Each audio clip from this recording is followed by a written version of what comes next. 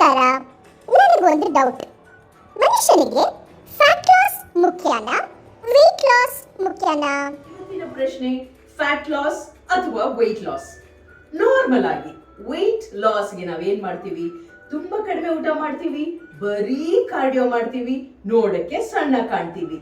ಆದ್ರೆ fat loss ಅನ್ನುವಾಗ obviously ಊಟನ ಕಂಟ್ರೋಲ್ ಮಾಡ್ತೀವಿ, ಅದರ ಜೊತೆಗೆ ಪ್ರೋಟೀನ್ ಅಂಶನ ಹೆಚ್ಚು ತಗೋತೀವಿ ಅಂಡ್ ಸ್ಟ್ರೆಂತ್ ಟ್ರೈನಿಂಗ್ ಮಾಡ್ತೀವಿ.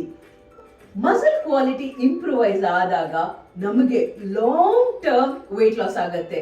ಸೊ ಈಗ ನೀವು ಹೇಳಿ, ಫ್ಯಾಟ್ ಲಾಸ್ ವೆಯ್ಟ್ ಲಾಸ್? ಖಂಡಿತವಾಗ್ಲೂ ಫ್ಯಾಟ್ ಲಾಸ್ ಕರೆಕ್ಟ್ ಆದ ಡಯಟ್ ಅಲ್ಲಿ ಮಾಡುವಾಗ. ಸೇಮ್ ವೆಯ್ಟ್ ಆದರೆ ದೇಹದಲ್ಲಿ ಫ್ಯಾಟ್ ಕಡಿಮೆ ಆದಾಗ ವ್ಯತ್ಯಾಸ ನೋಡಿದ್ರ? ನಿಮಗೂ ಇದೇ ಥರ ಡಯಟ್ ಪ್ಲ್ಯಾನ್ಸ್ ಬೇಕು ಅಂದರೆ ವಾಟ್ಸಪ್ ಮಾಡಿ.